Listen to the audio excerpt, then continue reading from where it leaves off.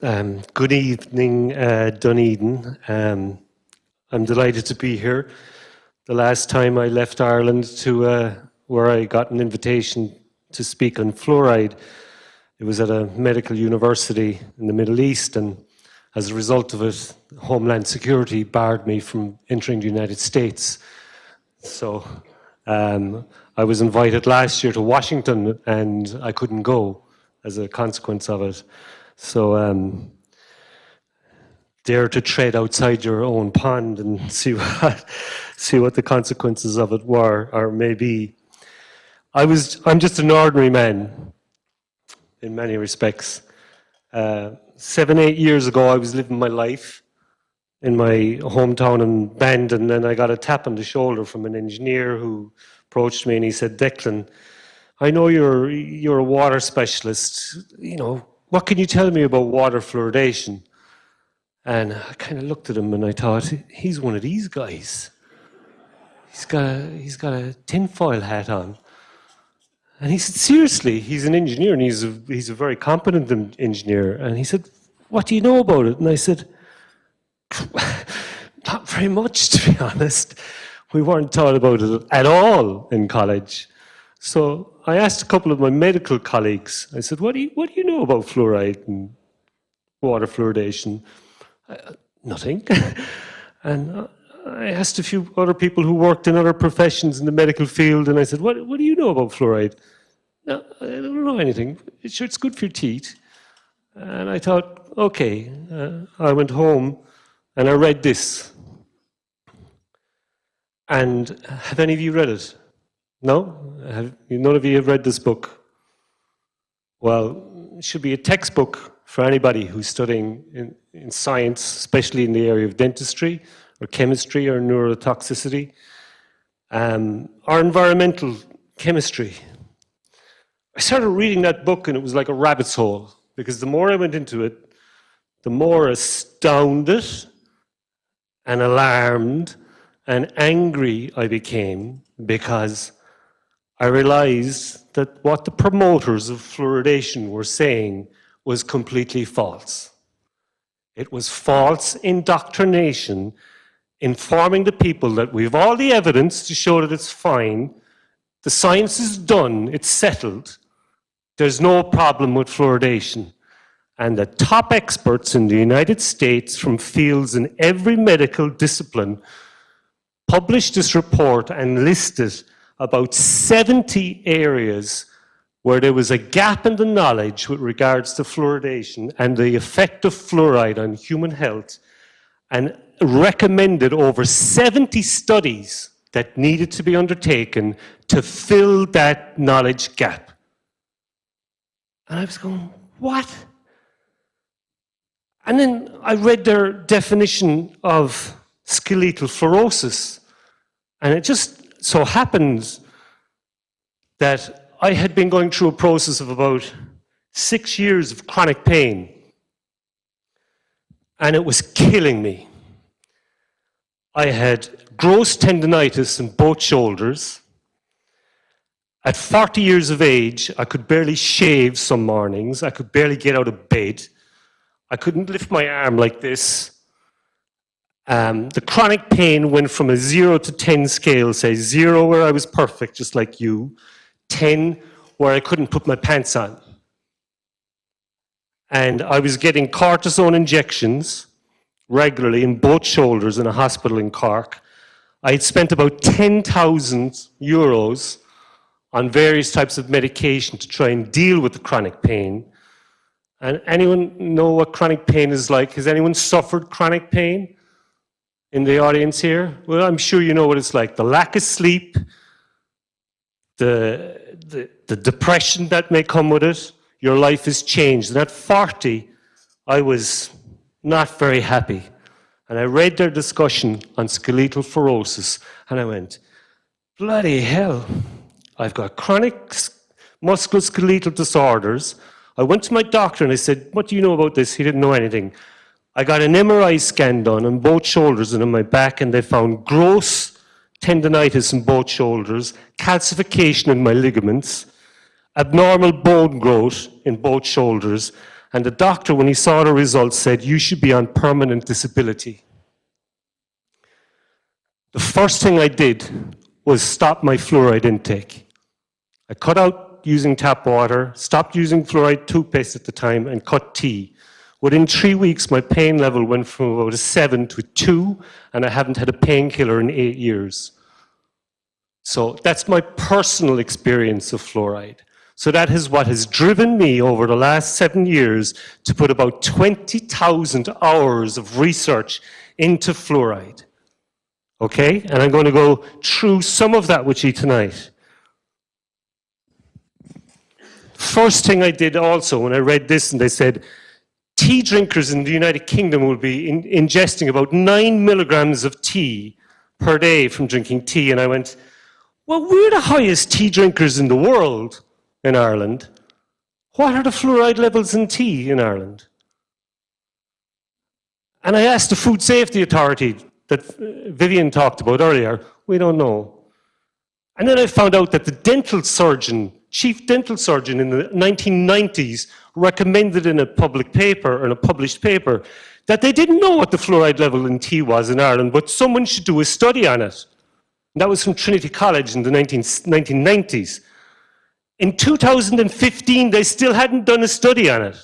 I sent 40 studies to the Food Safety Authority, and I said, what are the fluoride levels in tea in Ireland? Because all these studies from all over the world are saying there's lots of fluoride in tea, and if you're going to make it in a fluoridated community, you're going to get even more fluoride. We don't know. So I published the first study on tea in Ireland. No funding. That was this one. Tested 54 teas for sale in Ireland. Not one of them had a fluoride level less than 1.5. I followed it up with the one in New Zealand. And you know why? I mean, what's fascinating about this university is that it was the first university in the world to actually do a biomonitoring study looking at fluoride intake from tea. And do you know when they did it? In 1948. And it was a medical doctor from this university who tested the urine in medical students in this university to see what their exposure to fluoride was. And she published 2 papers on it. And she identified that tea was the biggest source of fluoride, dietary fluoride intake in the New Zealand population. And in the 1930s, they knew about this in the United States, but they said, it's not relevant to us because we don't drink tea. But then the US experts came over to Ireland and said, you've got to do fluoridation, but we were drinking 10 times the amount of tea of the Americans. The per capita consumption of tea in Ireland was higher than the United States, Canada, Russia, China, and India combined. And it still is. And they say we are deficient in fluoride. Anyway, to get back, this was the study by Marion Harrison from New Zealand. This was the second study that she did. Imagine 68 years before someone would come along and do another study on tea in New Zealand. 68 years. That was the one for New Zealand. Vyvyn mentioned BPA earlier, and it's just kind of important to bring up a few things here. For the dental students, are you dental students? No? BPA has been found to cause dental fluorosis in rats. And if it's given in conjunction with fluoride, it's much worse. BPA will trigger 19 genes, fluoride 78 genes. This is just in dental tissue. And the combined exposure from fluoride and BPA will result in triggering 135 different genes associated with fluorosis. And you will find, what I have found is that for every single toxin that I've looked at, when you look at co-exposure with fluoride, it's worse. Be it aluminium, lead, alcohol, BPA, other drugs like tobacco, for instance, which also contains fluoride, but because it causes oxidative stress and reduces antioxidants in the body, if you give it with fluoride as well, well, it's only going to make it worse.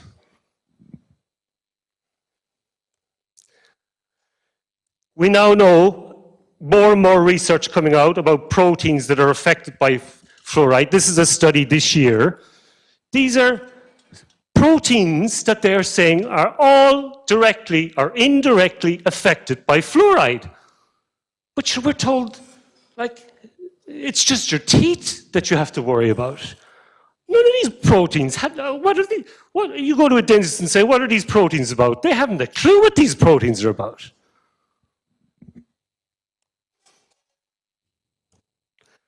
These are the areas that it's affecting on a cellular level, biological regulation of processes, metabolic processes. Over here, there are immune system processes. It's affecting everything. Has the potential to affect everything.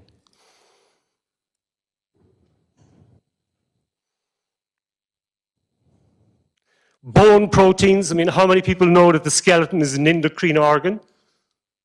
They realized that about 15 years ago. One of the key proteins that's excreted by osteoblasts from the skeleton is osteocalcin.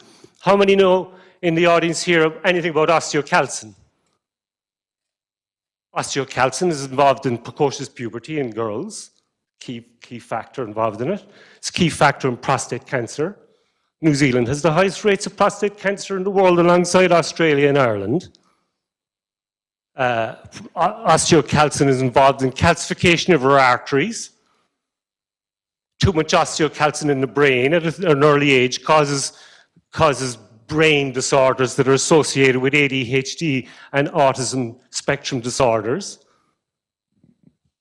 You could just go on and on. Liver proteins, another new study from this year. Over 50 different proteins from the liver that were altered by fluoride. Now, I'm going to take a quick break and show you this. I've spent the last 8-9 months reading every single study that has been published on neurotoxicity in fluoride since the 1980s. And I did it to try and identify what were the markers that they had identified in the studies, the trigger mechanisms, the pathways that were involved in it. And what I found was that nearly every author that published a study would say, okay, it's causing cognitive dysfunction and it's causing it by this and this method. And they might give 3 different pathways. But they never explain the significance of those pathways for other neurological disorders or for public health in general. Never, not one of them.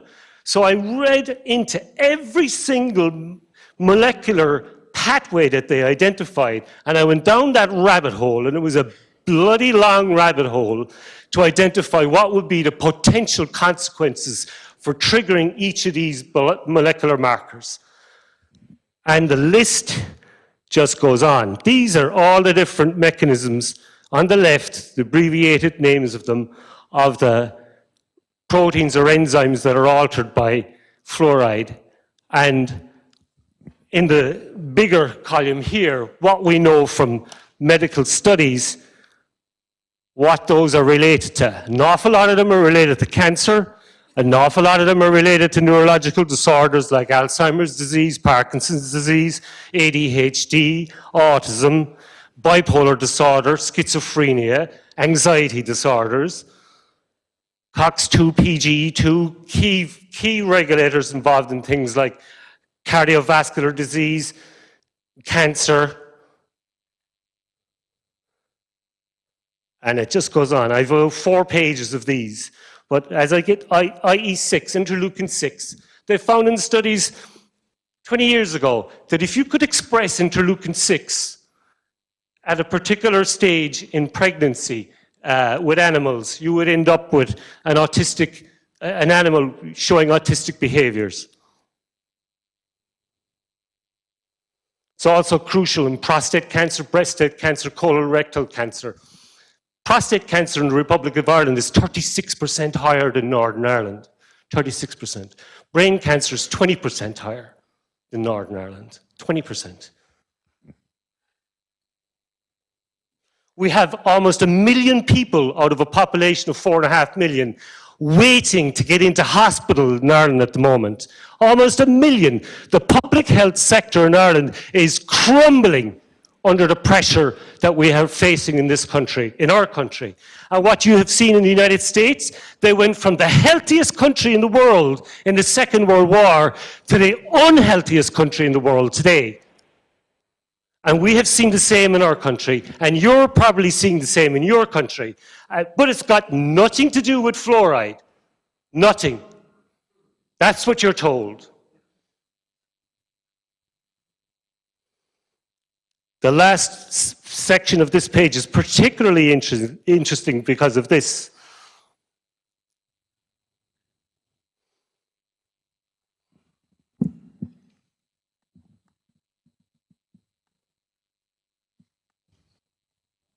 Here we go. This is what's particularly interesting. When I read about this is only in the last 2 weeks. See this DGCR8. Fluoride upregulates that. Ireland has the highest mortality from skin cancer in Europe. Okay? You, in New Zealand, have the highest rates of skin cancer in the world. That enzyme is responsible as a trigger for skin cancer. And fluoride upregulates it.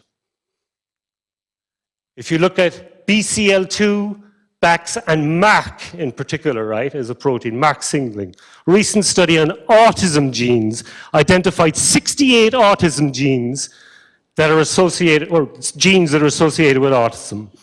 They identified the single mechanism that was responsible for triggering the vast majority of autistic genes in humans, and they said it was by MARC signaling. That was the mechanism that was triggering ASD genes in humans. And what does fluoride do? It upregulates MARC signaling.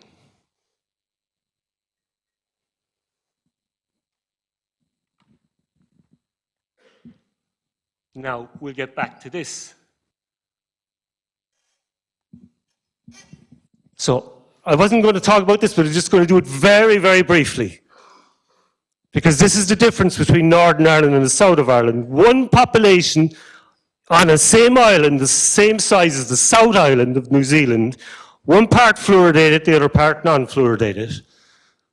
Cancer differences. Bladder cancer, pancreatic cancer, brain cancer, leukemia, colorectal cancer, female breast cancer, melanoma, prostate cancer, cervical cancer, esophageal cancer, stomach cancer. All higher in the South of Ireland than in Northern Ireland. What they don't say is that the worst is chronic lymphoblastic leukemia, which is 58% higher in the South of Ireland than Northern Ireland, with an increased incidence of about 2.8% per annum in the South of Ireland, with no increase in over 20 years in the North. But it's got nothing to do with fluoride.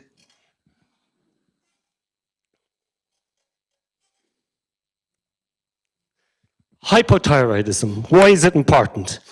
The biggest selling drug in Ireland is for hypothyroidism. It's the #1 drug under the medical card scheme in Ireland. More women, and particularly women, get drugs for hypothyroidism than any other drug in Ireland. If you're a woman and you're pregnant and you've got problems with subclinical or hyperthyroidism, these are the outcomes for your offspring. You've got a higher risk of a child with lower IQ, ASD, ADHD, behavioral emotional problems, epilepsy, asthma. Ireland has the highest rates of asthma in the Northern Hemisphere. New Zealand has the highest rates in the Southern Hemisphere. And 1 in 3 men in this city has asthma. 1 in 3 adolescent male in this city has asthma. The highest rates of asthma in the world are in New Zealand, Australia, the Republic of Ireland, the United States. What do they share in common? Water fluoridation. I've spent over 4 years researching the association and links between water fluoridation and asthma, and I'm going to be publishing a paper on it in the next year if I can get over the other 10 papers that I'm trying to deal with at the moment with regards to ASD, ADHD, leukemia, Alzheimer's disease. Every single one of them, I can show the pathways and mechanisms that are associated with fluoride exposure and those pathologies or diseases. Everyone, without question. Just published this year, Safe Food Ireland published a study on iodine levels in the Republic of Ireland. And I thought, for once, this is going to answer the question about whether or not, because I'm sick of it. I'm sick of having to spend so much of my time unpaid researching this crap. Because nobody's doing it in Ireland. And I said, this report's finally going to answer the question. Why? Because they took the results of heel prick test results for newborn babies that measures TSH. And I'm going, here we are. We're going to have an answer to this question. Because if there's a problem with thyroid function, it's going to show up in newborn babies if there's an association with water fluoridation or not. Because this is an all-Ireland study. So they had data from the north and the south. Same methodology, same technique used in both jurisdictions. 350,000 test results were provided from Northern Ireland. 350,000.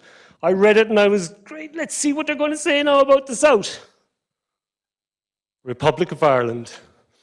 Data was to be used from the National Neonatal Screening Programme. However, it did not prove possible to access this data.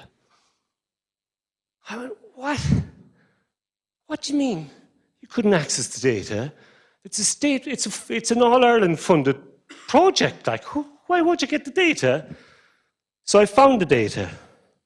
Found it in a study that was published in the Thyroid Journal in 2008. 70,000 results from the maternity hospital in Dublin City showed what the TSH value was in neonatals 3 to 5 days of age for the same year that was included in the All-Ireland Safeway report, right? So they had the year 2006. This study had the year 2006 for the Republic of Ireland. But I had to find that, and the guys who were doing this other project, they couldn't find it. They couldn't get any data. They weren't provided the data. And what did it show? Northern Ireland, for the year 2006,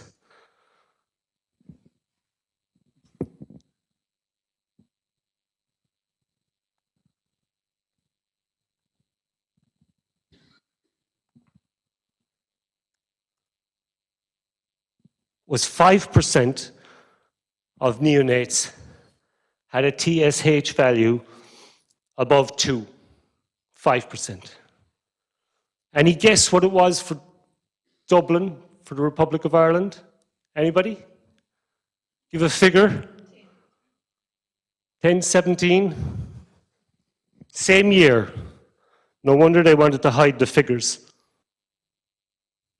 29%, almost 30%. A 6-fold difference. Now I wonder what the difference would be between Christchurch and Dunedin in heel prick test results. Would anybody be able to find that out for us? Because there you've got same island, same population, one fluoridated, the other non-fluoridated. There's a nice project for some student in this university in order to do something with, if your college would let you. Because I know students in Ireland who wanted to pursue research in areas associated with fluoridation, and their professors said, you cannot do that.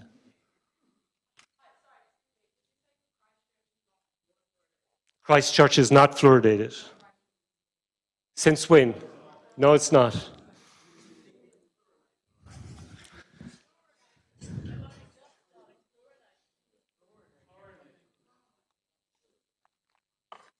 The other thing in this report, what was interesting, the 4 cities from the Republic of Ireland, Dublin, Cork, Galway and Sligo, iodine deficiency among teenage girls was 11 to 17%. In the 2 cities in Northern Ireland, it was 4 to 6%. Twice the rate in the south of Ireland than in Northern Ireland. I wonder why.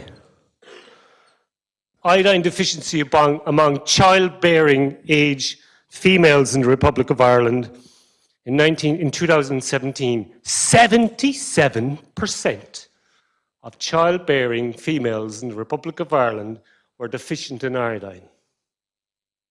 And we wonder why we have had an explosion of ADHD, or asthma, autism, obesity, and all these other diseases that are associated with hypothyroidism in pregnancy.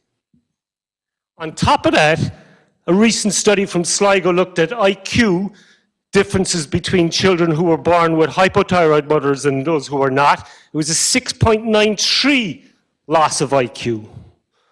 Another study done by some Northern Ireland academics a few years ago looked at the mean national IQ of adolescents across Europe, right? From Ireland to Italy. And by God, was it a shock. Because there was a 15-point difference in IQ between an adolescent child in the Republic of Ireland and Italy and Germany and France. And you know what the main difference between those 2 countries, or those 3 countries in Ireland is? Apart from the fact that they don't fluoridate their water supply, they don't drink tea. We drink 60 times the amount of tea as they do in Italy. So it's no wonder that they're showing a mean national IQ so much higher than the Republic of Ireland. In the 1980s, between 1984 and 2002, there was a 7-fold increase in dental fluorosis in Ireland. At the exact same period, autism, ADHD, asthma, bang, bang, bang. They didn't just increase 2-fold, they went through the roof. But it's not fluoride, folks. It's got nothing to do with that.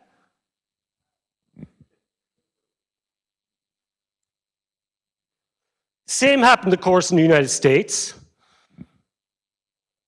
7-fold increase.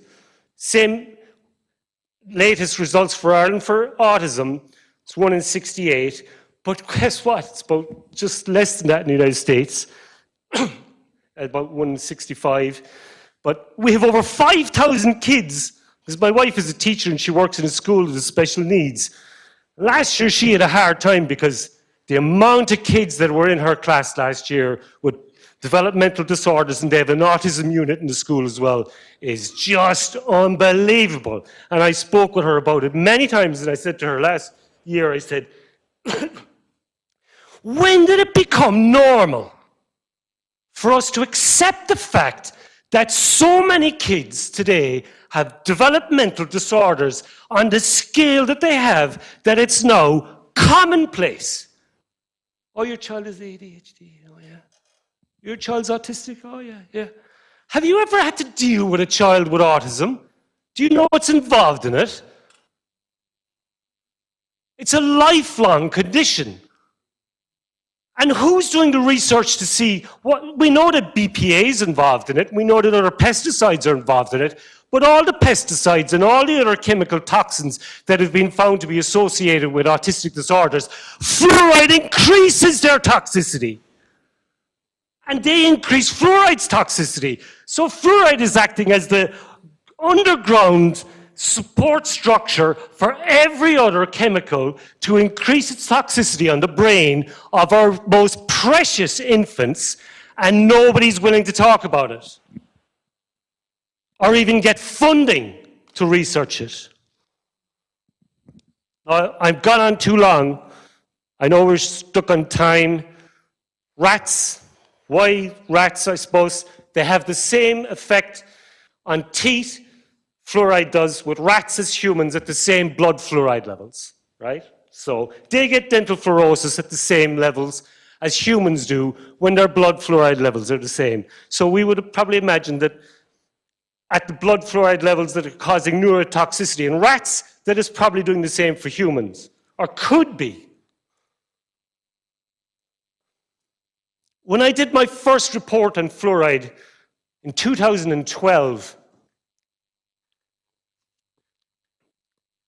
and I volunteered to just do it. Nobody else was doing it. I just volunteered to do it and said, and I was coming from a position where I was objective. I had never disagreed with fluoride. I thought, let's just try and be objective in putting this together. When I sent it into the agencies in Ireland, they had one dentist in the expert body on fluoride in Ireland review it. And what he said was that all of these tests and studies that I'm talking about, they're not relevant to humans because the fluoride levels that the rats were given was much higher than what humans get. And therefore, those rats had 50 milligrams of fluoride, and sure, we're only putting 0.8 in the water supply. So it's got nothing to do with humans. They're irrelevant. They threw it out based on that. Well, rats given 50 milligrams of fluoride in water will have plasma levels of about 3, depending on the age and the length of period that they're given it, to 60 days, maybe 4.9 micromoles with 50 milligrams of fluoride. There's only been 3 studies in the world that have measured blood fluoride levels in infants. 3. Has there been one done in New Zealand? You don't know? Has there been one done in Australia? No. I wonder where they were done. Well, there was one done in Egypt, which is non-fluoridated, and what they found was that a fully breastfed baby in a non-fluoridated community with a low dietary intake of fluoride, the plasma levels were 0.23 micromoles for a fully breastfed baby. The 2 studies that were done in published literature that exist, and you think, my God, after 60 years of fluoridation, that somebody would be looking after the interests of babies. 2 studies done. In the first one in the United States, it was in a fluoridated city, and they measured the blood fluoride levels in babies who were breastfed and bottle-fed. But you know what they did? They gave the parents deionized water to make the infant formula with. They said, there you go. Just use the deionized water. Don't use the tap water. I mean, what the hell? For God's sake, like, is that science? Is that objectivity? What did they find? The plasma levels were 0.7 to 4.8 micromoles. And that's with deionized water in the infant formula. So I wonder what it would be if it was made with fluoridated tap water. There's only one study that measured it, and they did it by accident because they were measuring blood fluoride levels in babies born with chronic kidney disease, and they needed controls. And it was done in a fluoridated city in America, but they never told the parents to use deionized water. So what did they find? The average mean fluoride level in infants 4 to 6 months of age was 4.2 with a max of 8. So it was higher than what the rats getting 50 milligrams per liter were getting in their drinking water. And we have studies showing at 10 milligrams per liter for rats that it's causing brain damage. Not just brain damage, but the very mechanisms by which it affects up the brain, the building blocks that are associated with having a healthy brain throughout your life are being pulled apart right at an early age in the development during pregnancy and in early infancy. Interestingly, if you compare the blood levels between 7 and 12 months of age and those between 4 and 6, for 7 to 12 months, the fluoride levels in their blood were 1.56. You had a threefold difference, and that's the window of susceptibility for infants, as Vyvyn talked about earlier. It's the first 6 months postnatally that the damage can be done in addition to the damage that's done in pregnancy, especially in the first month of pregnancy, because that's what the results are showing from the animal studies.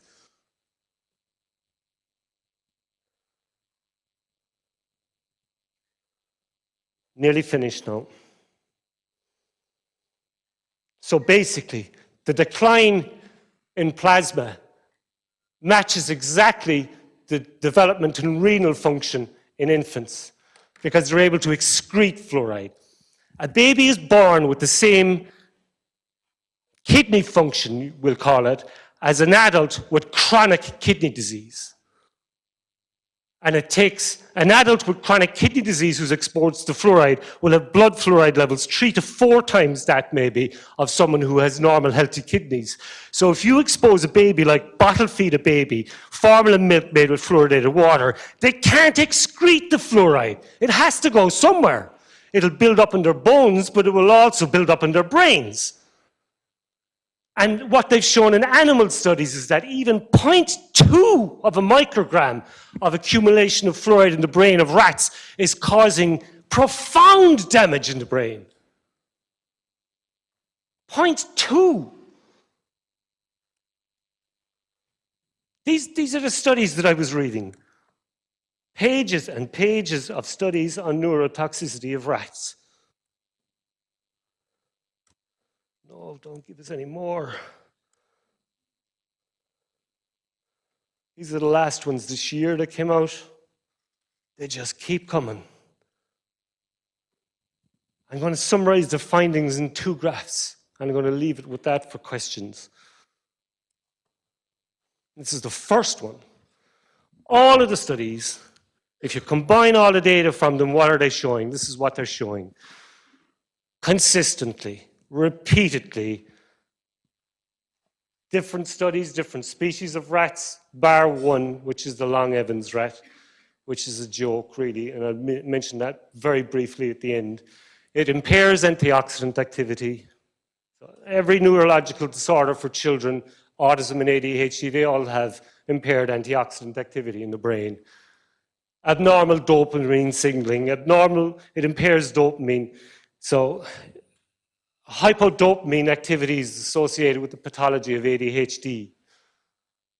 Dysregulation of acetylcholinesterase, but these pathways are very important. But this one, muscarinic acetylcholine receptors, and the one on the other side here, nicotinic acetylcholine receptors, they are crucial. These guys are like, if you look at your brain as like Lego blocks, and you've got different color yellow blocks, yellow ones and red ones and orange ones, and they all have important roots or parts to play in signaling in the brain. What fluoride is doing in early exposure in terms of prenatally, if you expose pregnant rats to fluoride, what they find in their offspring is that they have a reduction in the expression of RMNA and fewer numbers of these receptors. So these are downregulated, and BCL2 as well. Well, downregulation of BCL2 is associated with autism, ADHD, it's associated with leukemia, with Alzheimer's, with Parkinson's, with schizophrenia, with bipolar disorder. Do you have a problem with these disorders in New Zealand? Because we have a hell of a problem in Ireland. We have the highest rates of schizophrenia in the world. Also, with regards to other exposures, so if you look at exposures from chemicals like pesticides, this is how they act. These receptors determine whether or not you're going to be susceptible to pesticide toxicity. The fewer of them that you have, the higher your susceptibility to it. So what are we seeing? We're seeing the next generation, and it's interesting because in rats, this is what they found. Subsequent generations are more affected by the toxicity of fluoride than the first one. So the second and third generation are worse.